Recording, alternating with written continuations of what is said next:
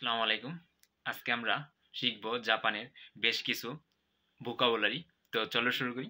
তো আমরা প্রথম যে ভোকাবুলারিটা শিখবো সেটা হলো কারাদা। কারাদা মানে শরীর বা বডি।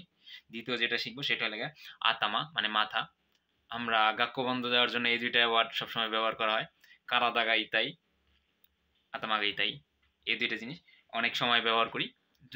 যদিও গাক্য জাপানে আসার পর গাক্য বন্ধ দেওয়া হয় না, তবে গাক্য বন্ধের ক্ষেত্রে কখনো কখনো এটা ব্যবহার করি, কারণ কাজ করতে করতে শরীর ব্যথা হয়ে থাকে। এই কারণে শরীর ব্যথা হয়ে থাকার কারণে আমরা মাঝে মধ্যে বন্ধ নিই, তবে খুবই কম বন্ধ নেওয়া হয়।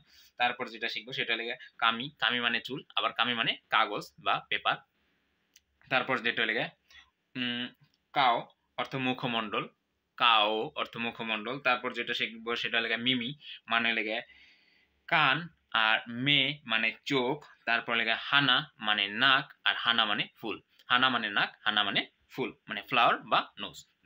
তবে এটা আমাদের সেন্টেন্সের উপর হবে যে এটা হানা মানে কি। তারপর লেগে যেটা কুচি মানে মুখ। কুচি মানে মুখ। হা অর্থ দাঁত। তারপর লেগে ওনাকা মানে পেট, আশি মানে পা, তে অর্থ হাত।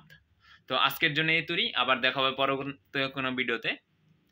তো আমার এই ভিডিওতে কোথাও কোনো ভুল ত্রুটি থাকলে অবশ্যই ক্ষমা দৃষ্টিতে দেখবেন। আর আমি অত ভালো মতো জাপানিজ বলতে পারি না, সো ভুল হতে পারে, এটা স্বাভাবিক। তবে কিরকম ভাবে ভিডিও বানালে ভালো হবে আপনারা অবশ্যই আমাকে পরামর্শ দিবেন।